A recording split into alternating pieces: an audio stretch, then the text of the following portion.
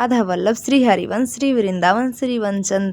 तो हमारी पूजा पाठ कंप्लीट हो गई सुबह की श्री जी की, और हम जा रहे हैं आज ऐसी जगह जिसका मुझे जन्मों जन्मांतर से इंतज़ार था। तो हम सुबह उठे और हमने प्यारा सा एक केक बनाया जो कि हाफ़ केजी का था। फ्रूट केक था, बड़ा ही डिलीशियस और खाने में बहुत ही टेस्टी था। फिर हम इस केक को इसको डिलीवर करके आए थे खुद जाके, और गर्मी इतनी थी बहुत ज़्यादा, हमें पैदल जाना पड़ा था। फिर पैदल जाके मैं और मेरे बेटा इसको डिलीवर करके आए थे किसी के घर पे जिसने ऑर्डर मंगवाया था आंटी जी ने। और जो अपनी मेहनत की कमाई और धर्मपूर्वक कमाई होती है ना, उसकी तो खुशी की अलग ही बात होती है। और जाने से पहले देखो, जब हम ऐसी जगह जाते हैं तो माया अपना प्रभाव दिखाना शुरू कर देती है, लेकिन हम जब श्री जी के शरण में होते हैं तो माया भी भगवान की ही होती है। तो वो हम पे थोड़ा सा रहम खाती है और हमें उसको सहन करवाती है हमसे। फिर हम घर से तैयार होकर निकल चुके थे। हमने ऑटो पकड़ा मेट्रो स्टेशन से, वहाँ से ऑटो पकड़ के हम रेलवे स्टेशन पे पहुँचे। ये रेलवे स्टेशन पे जाने के बाद हमने अपनी मेट्रो पकड़ ली थी, और मेट्रो में ट्रेन मेट्रो नहीं, और ये एसी वाली ट्रेन की हमने जो सीट होती है ना, वो पहले से हमने जो क्या बोलते हैं उसको रिजर्वेशन करवा रखी थी।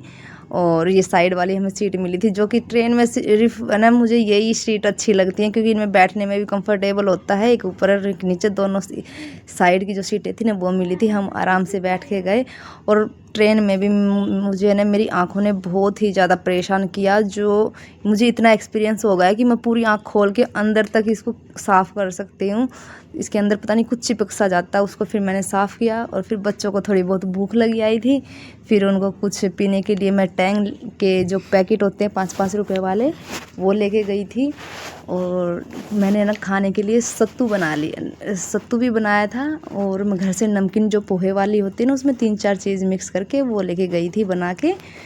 खाने में बड़ी ही टेस्टी लग रही थी वो टैंग के साथ। मैंने बच्चों को ये खाने के लिए दिया। ये हर किसी बच्चे के साथ होता है, सफ़र में जाते ही तुरंत बच्चों को भूख लगी आती है, और हमारे बच्चों के साथ भी कुछ ऐसा हुआ। फिर मैं उठ गई थी, कम से कम 2-2:30 बजा हुआ था उस टाइम मैं उठी। और मेरा छोटा सा कृष्णा लड्डू सो रहा है अभी, इसको अभी नहीं उठाएंगे। और पूरी ट्रेन में बिल्कुल शांति है, जैसे गांव में शांति रहती है ना सुबह सुबह की, वैसी वाली। और सुबह का बाहर का नज़ारा कुछ ऐसा था, बहुत ही अच्छा, थोड़ा सुकून सा मिल रहा था।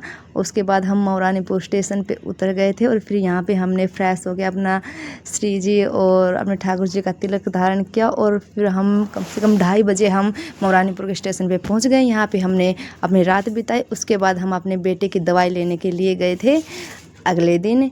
ये रात हमने यहीं पे बिताई थी, और हमने कुछ ये खाया थोड़ा बहुत, और हल्का फुल्का फ्रूट खाया। और सुबह की जो ठंडी ठंडी हवा और सुकून होता है, उसके साथ मेरा बेटा जो घर पे भी मेरे साथ ऐसे ही डेली करता है, सुबह सुबह उसको मेरे साथ मस्ती चाहिए होती है, उसने मेरे साथ मस्ती करी मेरे लड्डू गोपाल ने।